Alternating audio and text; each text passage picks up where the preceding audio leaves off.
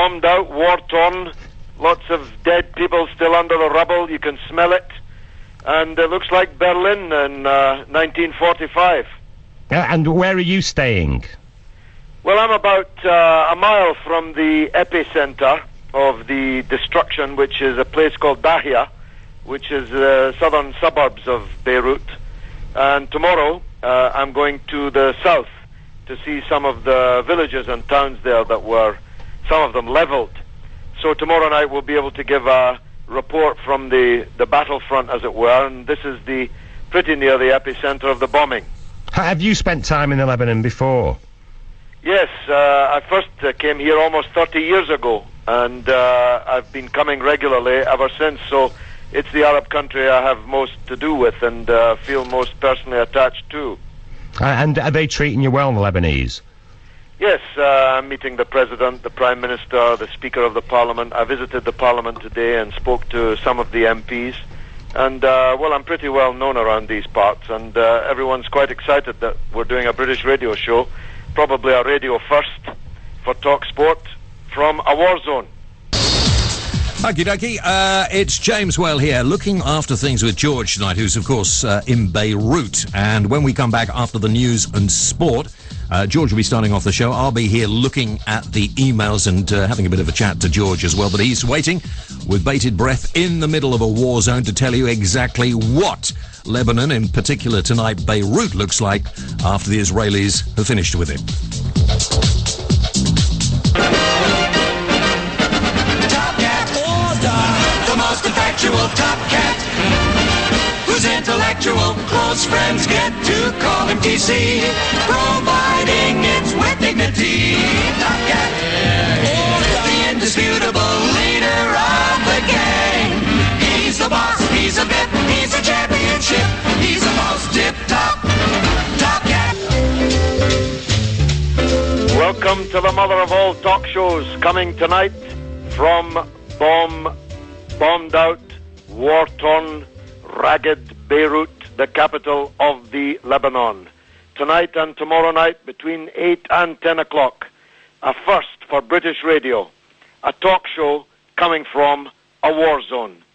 I have spent the last 24 hours wandering around what looks like a film set of 1945 Berlin, where a whole square kilometre of the centre of Beirut has been reduced to rubble and ash, and where the stench of dead bodies can still be smelt. A whole family under one building where people were desperately scrambling to remove the rubble to recover the bodies just a few hours ago, just 1 mile from me. And tomorrow I'll be traveling to the south of Lebanon, to where the fighting took place, fierce hand-to-hand fighting for 33 days. A war which lasted 33 days and which cost the lives of well over 1,000 people, left thousands of people injured, hundreds of thousands of people refugees in their own countries, and saw the total destruction of parts of an already poor Arab country called Lebanon. The reverberations, I hear, are occurring now in the Labour Party, with 37 members in the Foreign Secretary's own constituency resigning from the Labour Party today and announcing that they're set to join the Liberal Democrats. Mr. Blair has been told in the last 24 hours by the Lebanese resistance movement Hezbollah that he will not be welcome in Lebanon and should not attempt to visit the country. Well, I'm visiting the country instead, and I'm making it clear to the Lebanese people that most people in Britain completely disapprove of Tony Blair's obscenely close relationship to George W. Bush and the role that he played in prolonging the war on Lebanon, blocking at St. Petersburg at the G8, at the European Union, and in New York at the United Nations, any call for an immediate ceasefire which might have saved the lives of hundreds of people, as well as much of the destruction that I saw today. Most of the buildings I saw today that were destroyed in the last 24 hours of frenzied bombardment, some of them in the last few minutes before the ceasefire took effect.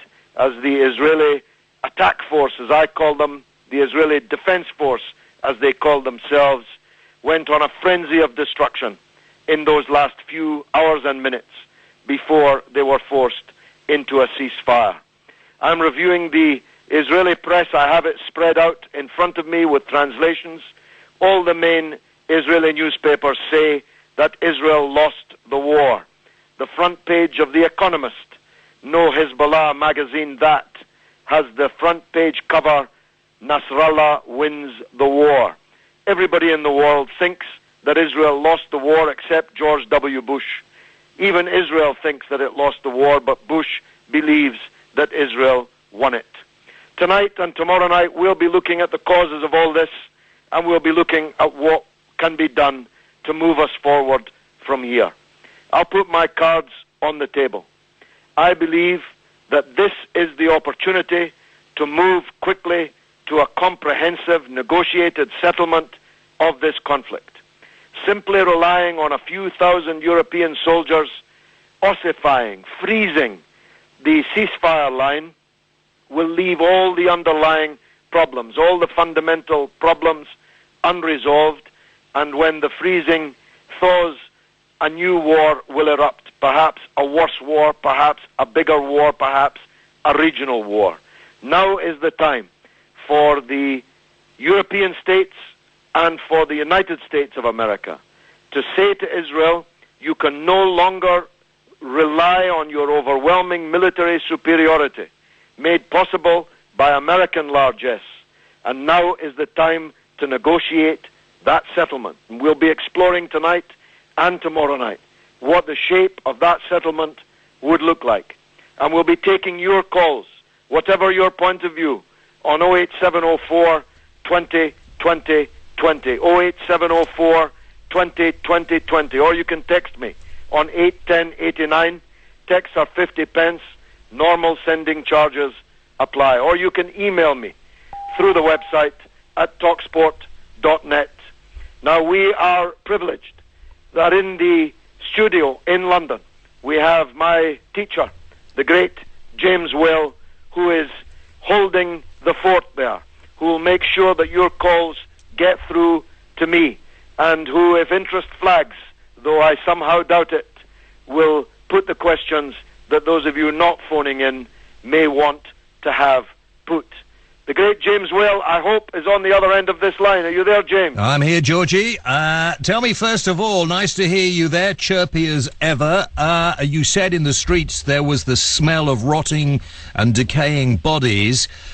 Just give me a sense, if you will, for everybody, George. I mean, when we talk about these sort of places, when we see them on the television, read about them in the papers, you don't get the exact feeling of what life is like for the people left and the people who are still trying to go about their daily lives there. What's it like for people in Beirut?